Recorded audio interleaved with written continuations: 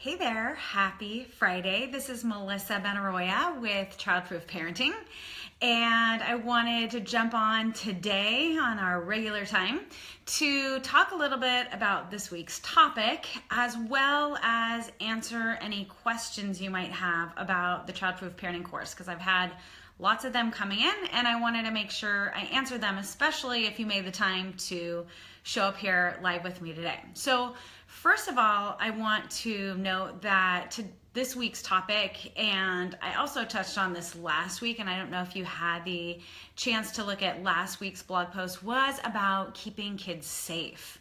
And I chose to cover this topic because this is National Child Abuse Prevention Month, and I'm not assuming that anybody's abusing your child, but I think child safety and ensuring your child's safety is probably a really important topic to you. So I want to make sure we covered it. I also, on the blog, included a link to the news segment I did here in Seattle, so you can see me chatting about it there. Covered a lot of the same issues and want to make sure you got that as well. So, and if you didn't see that, I will link that below. So I talked a little bit about how we can keep our kids safe from strangers. And I think there's a lot that we can do, especially without having to scare them, because using fear is not super helpful. I think, first of all, being mindful that we consistently are present and listening,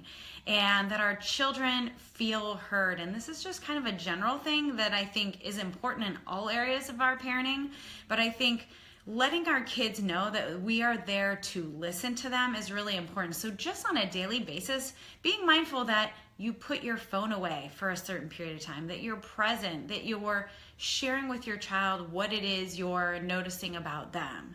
So I think just being present is really important. I think also being mindful of using problem-solving skills with kids. So you're going to use a lot of problem-solving when there's challenges with your kids. I think consistently using a framework can be helpful. And I actually draw a lot from Dr. Gottman's work and use emotion coaching as a problem-solving tool. But I think helping your child learn how to solve problems, so not solving problems for them, but initially when they're young, solving problems with them. So letting them identify how they're feeling, helping them identify what they want or what they need or what happened, letting them assess and tell you the situation. And this is where you can use those listening skills by just letting them tell their story. And many times we think we know what happened or we saw what happened, but just by letting our kids tell their story, they will feel heard, and they're going to be more likely to share with you when we do that on a regular basis. So after we listen to what happened, I think asking them what solutions they think they could come up with. And so really just brainstorming. And once they've brainstormed a handful, helping them to kind of walk through and evaluate those ideas they came up with. So you're going to use your family's values and priorities and figure out what might work and what might not work, and then ideally let your child choose. So problem solving is a really helpful tool in parenting, but it's also a really important skill that we teach kids, because if they are in an uncomfortable situation, we need them to learn how to problem solve and draw from those skills. I think also helping kids recognize that feeling and paying close attention to that feeling and acknowledging that is an important feeling for them, that we don't dismiss it, that it means something. So teaching kids really just to notice those feelings. And there's so many great not parenting books, but kids books that you can read with your child to help them notice and reflect on what that feels like. So I think recognizing those feelings in themselves. Also talking about the different types of people in their lives. And I know I talked about safety with strangers, but oftentimes the majority of predators are people your child knows. So there's somebody they know in the community or somebody within their family. So helping them understand that they may have these feelings with people they know, and they need to listen to them. They need to talk to you. They need to problem solve if you're not there.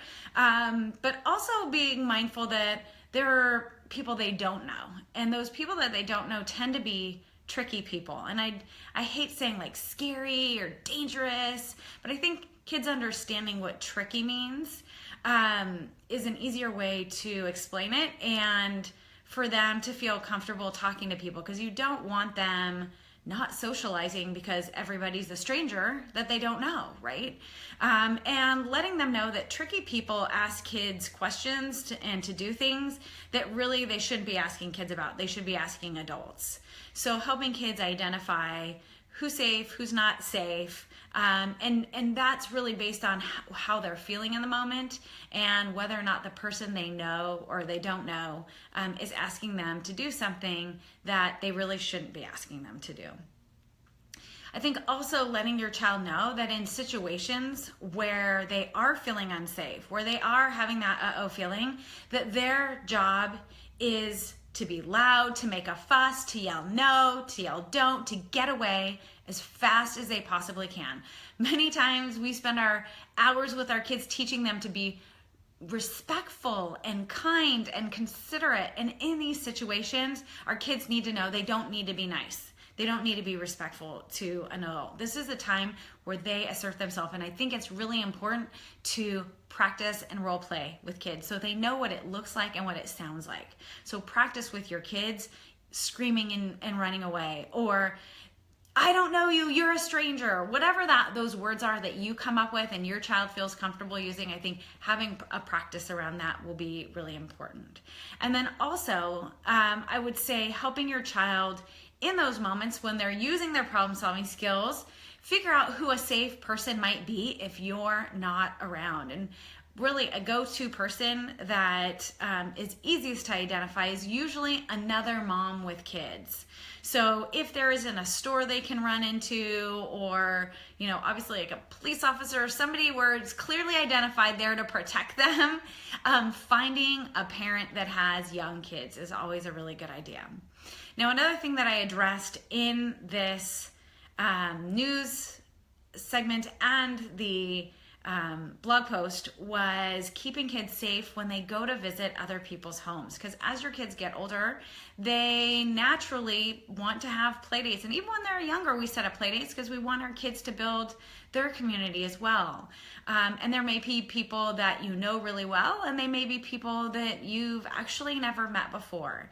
So I suggest, and I realize this is really uncomfortable, but I suggest asking them about some of the things that they might have in their home and doing it in a really non-confrontational way and a just really nonchalant way of like, hey, you know what? This is the first time Cindy's had a play date at your house, and I'm just curious, do you keep any guns in your house? And if so, are they locked up? And this, you know, I like to use things like, you know, my pediatrician recommends. So it's not like it's coming from me, but putting it on my pediatrician. Or, hey, I was just reading the other day that parents should be asking other parents whether they have marijuana in their house, because now, I mean, I live in the state of Washington, it's legal. And we forget that kids are curious and they're going to try things, and they put things in their mouths that they shouldn't put in their mouths. So being really mindful that we ask some of these questions because our child's safety is so much more important than what another adult thinks of us. And there are lots of incidents where kids have ingested, especially now with all of these edibles, you know, pot brownies or things that have, you know, that have little traces in them that can still have a strong effect on young kids. So just being mindful that we start the conversation. And my goal here in sharing this with you is really to start normalizing. We have to start somewhere. Somebody has to start asking these uncomfortable questions until it becomes a norm. We ask all the time, you know, or tell other parents that my child has food allergies, or, you know, we limit screen time or whatever. You know, it's taken a while for people to talk about screen time with other parents. That's, I think, more normal than it may have been before. I think it's time that we start talking about some of these other things because they're really serious and really dangerous. So those are just a few things that I covered in the blog post and on the news segment. I also included with the blog a link to a checklist of things that you should probably either think about or cover with your kiddo. And this comes from Katie Cindy, who created the program Safety with Strangers. So download that. I think it's a great comprehensive list of some good ideas. I also want to mention that if you buy the Childproof Parenting course, I will make sure you get access to her Safety with Strangers course for free. So just let me know if you choose that you watched this Facebook Live, because if you watch this Facebook Live, I'm going to make sure you get her course. And her course is valued at $100. And what I love about her course is that it takes a very positive spin. It's not the scare tactic approach to teaching kids safety. It's really teaching them through daily interactions and games, and just really helping to educate you as parents about things that we should be thoughtful and mindful of in regards to our kids' safety. So just wanted to mention that I've got a checklist there from her, and I think it's worth downloading and printing just to start being mindful, because it's not something that we talk about once with our kids and they know. It's an ongoing conversation. Even with my kids that are 10 and 13, I constantly walk through scenarios with them just to keep them fresh on what they should do in certain situations. And it is surprising sometimes the things that my kids say, because it isn't exactly what I'd want for them to do. So just being mindful that ongoing dialogue. So just wanted to touch on this week's topic.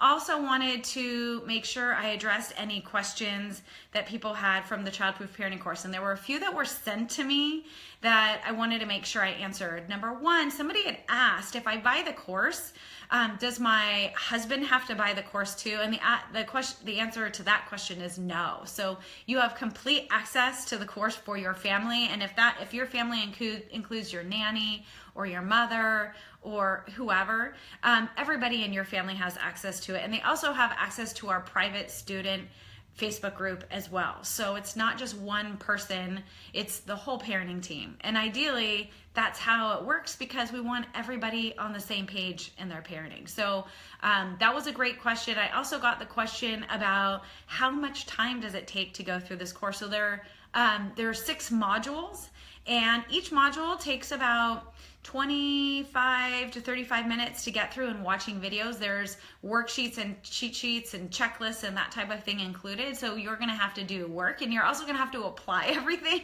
So ideally, you're using the tools and strategies that I share with you daily, but the actual watching of the videos, which I try to keep as short as possible, there's usually between 2 and 4 videos for each week, won't take you more than 35 minutes total. So my goal was really to make this short and easy and simple and not overwhelming, because I don't want to add to your stress. I want to make this less stressful for you. So the course is live for the first 6 weeks. So enrollment closes Monday, May 1st, and our course will launch May 2nd. And each week I'm going to release 1 new module. So those people that have already joined, and I'm super excited, we have a great group of people from all over, already have access to the foundational module. So the foundation module is a little bit of pre-work that you can do before the course. You can do it the first week as well, but I want to make sure everybody that signed up got some work to do ahead of time. And then module 1 will be released on May the 2nd, and then every Tuesday after you'll get a new module. In addition to watching those videos, we're going to have live coaching calls. So I'm going to be able to answer your questions live. We'll be able to interact live through the use of a chat box, and you'll be able to submit questions throughout the week in a form. So if you're not able to show up for our live coaching calls, you can still submit your questions. I can answer those for you in that video call. And then you get access to those coaching video calls lifetime as well. So the course, even though it takes place live for the first 6 weeks, you can watch it as many times as you want, which is great because all of us need refreshers. So those were a few of the questions that I got that I wanted to make sure that I address. I don't think for this Facebook Live there are any additional questions, but want to make sure I covered those. If any other questions come up after we finish live here, please feel free to post them, and I will make sure that I respond to them in a timely manner. All right, well, that is it for this Friday Facebook Live. I appreciate you jumping in and being with me today, and I will see you next Friday. Have a great weekend.